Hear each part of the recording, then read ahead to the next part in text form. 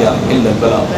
ہر دہراؤ، ہر سال دہراؤ، ہر عنوان پر دہراؤ، ہر موقع پہ دہراؤ، اس لیے کہ بار بار دہرانے سے مومنین کو فائدہ ہوتا ہے۔ دیکھیے ہم جس دنیا میں آئے ہیں، پہلے تو یہ کہ یہ دنیا ہے، اور عظیم ترین شخصیات میری اور آپ کی تو کیا حیثیت ہے، سب سے بڑی عظمت تو سرکار دو جہاں کی ہے کہ جنہیں اللہ نے وہاں سے یہاں بھیجا۔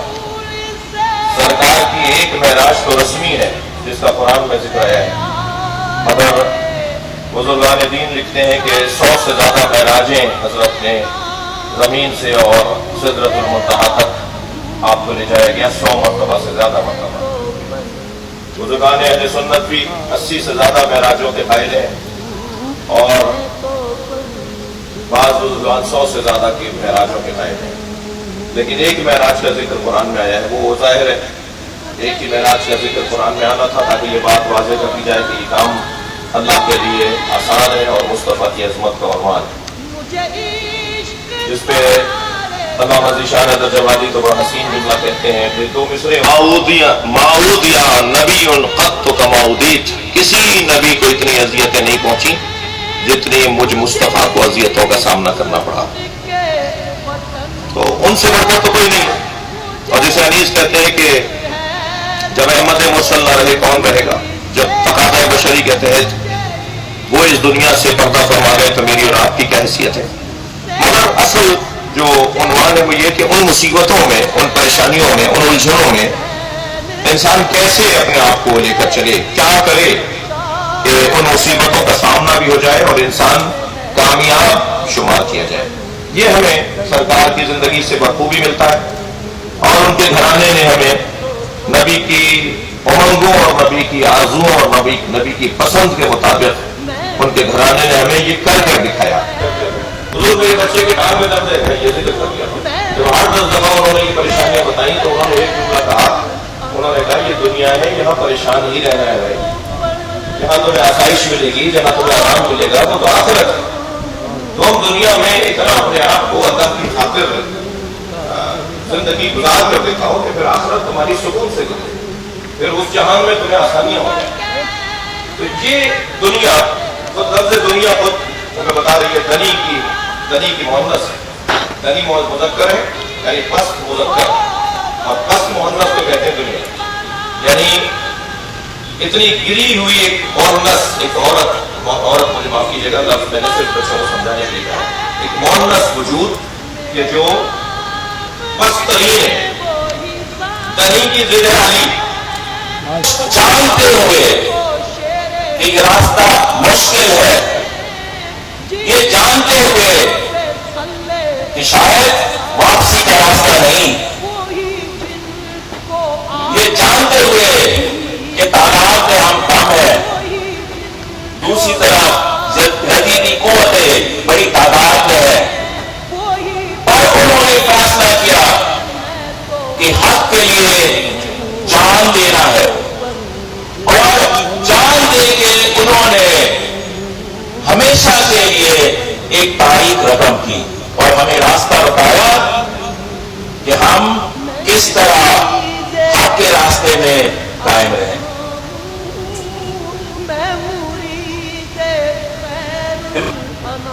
امام حسین حسن کو اپنے کندھے پہ بٹھاتے تھے اور پوچھتے تھے کہ بتاؤ تمہیں اونٹ کیسا پسند ہے، اور انہوں نے فرمایا اے اللہ میں تجھ سے پیار کرتا ہوں، میں آپ سے پیار کرتا ہوں، آپ مجھ سے پیار کرتے ہیں، اور آپ حسین اور حسن سے بھی پیار کریں، تو جب رسول کو پیار ہو ہمیں کیوں نہ پیار ہو، تو ہمیں ہمیشہ حضرت امام حسین حسن کو یاد رکھنا چاہیے اور ان سے پیار کرنا چاہیے، اور جب بھی ذکر ہو تو فخر کے ساتھ ذکر کرے کہ ہاں انہوں نے حق کی راہ میں جان کی قربانی دی۔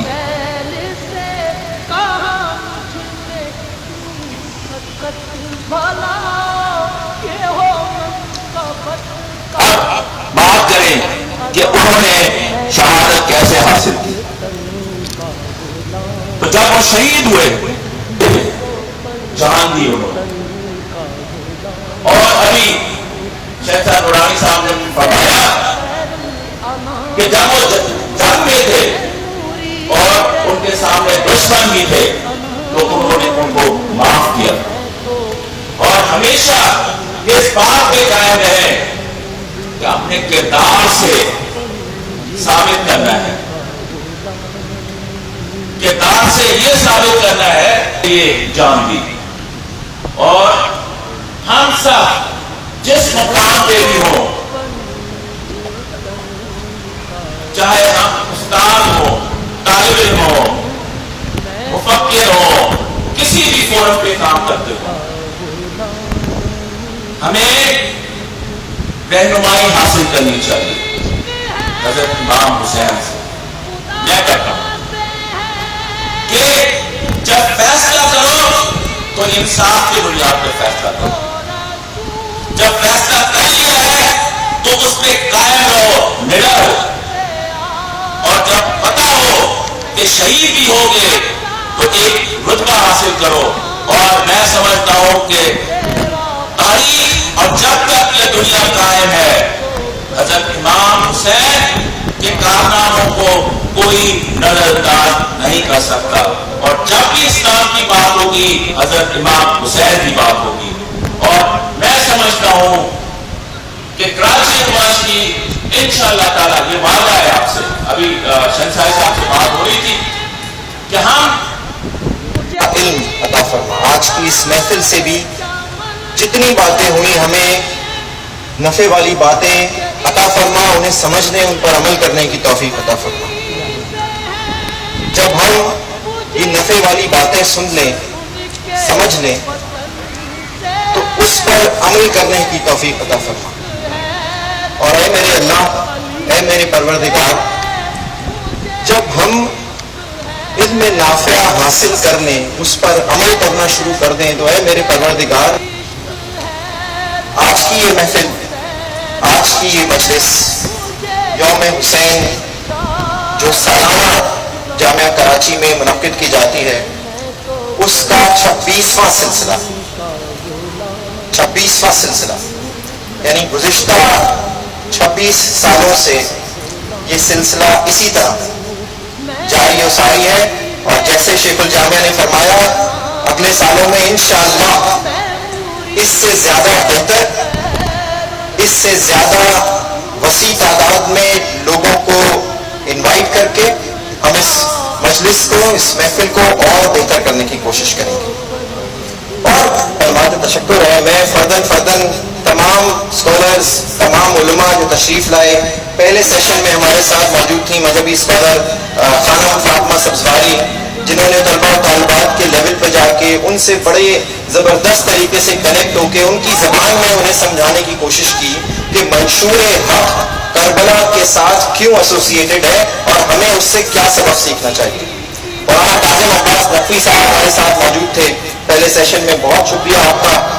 مولانا قاضی احمد نورانی صاحب, انفارچونیٹلی میں پرسنلی ان کا خطاب نہیں سن سکا کیونکہ اس وقت ہم علامہ شہنشاہ نقوی صاحب کو ریسیو کرنے کے لیے گئے تھے, لیکن مجھے یقین ہے کہ ان کی گفتگو سے آپ نے یقیناً بہت کچھ سیکھا ہوگا. ناطفہ ہمارے ساتھ موجود تھے, ناصر عزیز صاحب, ان کا بہت شکریہ. ہر سال کی طرح اس سال بھی انہوں نے ہماری اس مجلس کو, یہ ان کا انداز بیان. اور آج اگر آپ دیکھیں کہ یہ جو پنڈال ہے, حقیقتاً اگر یہ کہا جائے کہ دل دھرنے کو جگہ نہیں ہے, تو یہ ہے وہ منظر جو کہ مولانا شہنشاہ حسین نقوی کو سننے والوں کا اور ان کے چاہنے والوں کا. آپ کا بہت شکریہ آپ کی تشریف آوری کا. مولانا جعفر سبحانی صاحب جو کہ تشریف لائے, انہوں نے گو کہ کوئی خطاب نہیں کیا, لیکن ان کا تشریف لانا ہمارے لیے باعث افتخار ہے. بہت بہت شکریہ. اس کے علاوہ ہمارے وہ تمام اساتذہ کرام جو وقتاً فوقتاً تشریف لائے, کچھ کافی سارے اساتذہ پہلے سیشن میں موجود تھے, ان کا شکریہ. اور خاص طور پہ پروفیسر ڈاکٹر راقی صاحب کا جو وائس چانسلر ہے, ان کا اہتمام تھا, جو انتظام تھا. ہر سال کی طرح یوم حسین میں اس دفعہ بھی منعقد ہوا اور اپنی تمام تر اور انتظام इक़दामात के साथ की और बहुत अच्छा। और इस तरह तालीमी इदारों में, क्योंकि इमाम हुसैन अलैहिस्सलाम का जिक्र, मैं तो अक्सर कहता हूँ कि सन 61 हिजरी में इमाम हुसैन ने अपनी कुर्बानी से आलमी ओपन यूनिवर्सिटी की बुनियाद रखी थी। जहाँ कहीं इमाम का जिक्र होता है उसकी क्लास होती है, और ये जो हमारे जब मजालिस और महफिल में इनेकाद होता है ये क्लासें होती हैं।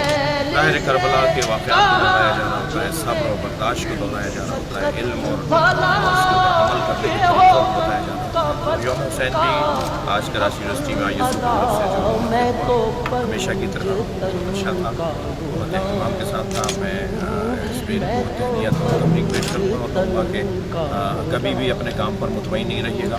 आप हमेशा अपने काम की खामियाँ ज़्यादा ढूंढिएगा। खूबियाँ कोई बयान करे तो कोई और बात करे, लेकिन खामी बात बताए तो उसको आप पसंद करें ताकि आइंदा और बेहतर हो। देखिए, आज का जो प्रोग्राम है हमारे स्टूडेंट एडवाइज़र ऑफिस ने ऑर्गेनाइज़ किया यौम हुसैन के हवाले से। यौम हुसैन के हवाले से जब भी हम बात करते हैं तो इमाम हुसैन रज़ियल्लाहु ताला ने जो खिदमात हैं, जो काबिश हैं, जो हक़ के लिए उन्होंने कलम उठाया, सारी दुनिया मानती है। पर हमें चाहिए कि हम जिस फोरम पे हों इसका जिक्र करें और लोगों को आगाही फराहम करें कि किस तरीके से मुश्किलात के बावजूद भी, ये पता होते हुए भी कि दुश्मन की तादाद बहुत ज़्यादा है, उन्होंने अपनी जान का नजराना पेश किया और सामना किया। तो हज़रत इमाम हुसैन की मुख्तलिफ पहलू हैं।